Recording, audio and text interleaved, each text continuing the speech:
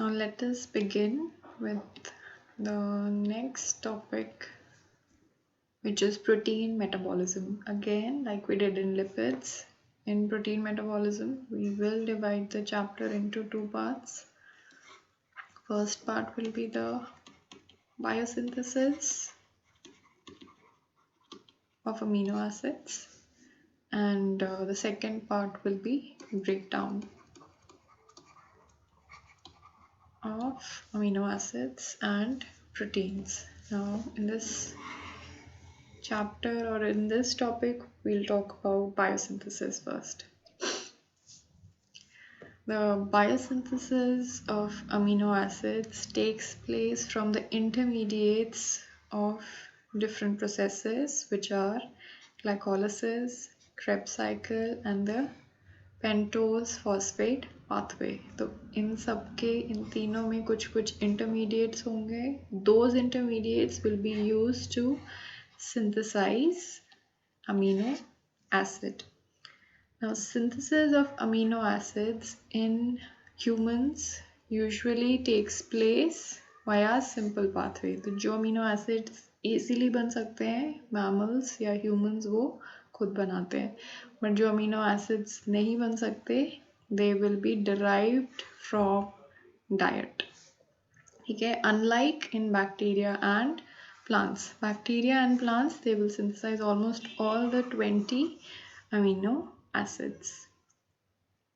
Now let us see which amino acids are derived from which intermediates. This is the simple glycolysis pathway.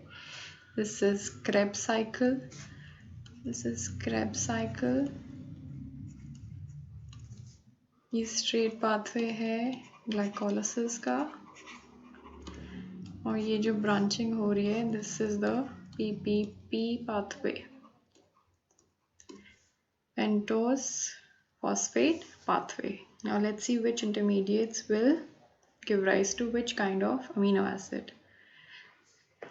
The ribose 5-phosphate will be used to synthesize histidine.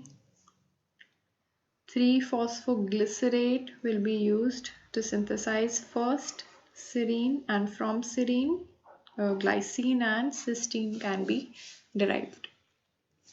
From erythrose 4-phosphate and phosphoenol pyruvate, which 3 amino acids can be derived? Tryptophan, tyrosine and phenylalanine. These 3 are aromatic amino acids. From pyruvate, alanine, valine, leucine and isoleucine can be derived. From alpha ketoglutarate, glutamate can be derived, and from glutamate, proline, glutamine and arginine can be synthesized. Whereas from oxaloacetate, aspartate can be synthesized, and from aspartate, asparagine, methionine, threonine and lysine can be synthesized. So this is the general overview that we have to do for biosynthesis of amino acids. Now, in our body or in our systems, these different kind of amino acids will be used to derive different intermediates. Now let us see which are the derivatives from these amino acids. There will be several molecules that can be derived from amino acids, such as glycine can be used to synthesize porphyrin. And if you remember, porphyrin is the ring structure, the flat ring structure which is a part of heme, and heme is a part of hemoglobin. Okay, and this heme will be used to synthesize hemoglobin, and this heme molecule can further be broken down to synthesize bilirubin, and bilirubin can be broken down into stercobilin and urobilin.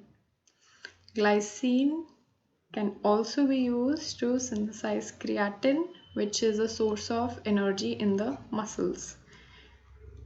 Energy in muscles. How?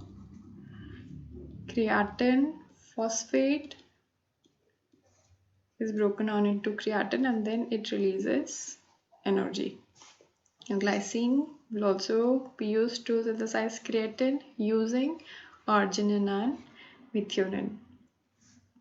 Glutamate can be used to synthesize glutathione using cysteine and glycine. Phenylalanine can be converted into lignin using tyrosine. And in plants, tryptophan is the initial molecule that is used to synthesize plant hormone, which is auxin or indole acetic acid. Now, biological amines which are present in our body are derived from amino acid by the process of decarboxylation. तो अगर ये amino acid है, इसमें ये amino group है और carboxylic acid group है, तो इसमें से this group will be removed as CO2 और फिर हमारे पास क्या रह जाता है, अमीन, बिकॉज इसमें यही ग्रुप अमीनो ग्रुप ही प्रेजेंट है. इसमें एग्जांपल्स देखते हैं. First example is of tyrosine. Tyrosine can be used to synthesize catecholamines. We have done catecholamines in the hormone chapter. So which catecholamine is derived from this? First, tyrosine is converted into a compound called dopa. This dopa is converted into dopamine by the action of a decarboxylase enzyme. And dopamine is the first catechol which is synthesized from this dopamine. Norepinephrine and epinephrine can be derived or synthesized. Next example is glutamate.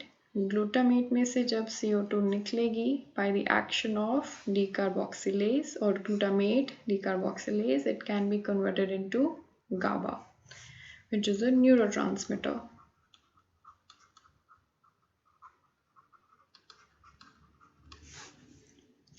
Next example is histidine. Histidine can be converted into its amine, which is histamine, by the action of histidine decarboxylase. And the last example is tryptophan. Tryptophan is first converted into 5-hydroxytryptophan. Then this 5-hydroxytryptophan will undergo decarboxylation by the action of enzyme called aromatic amino acid decarboxylase to form serotonin.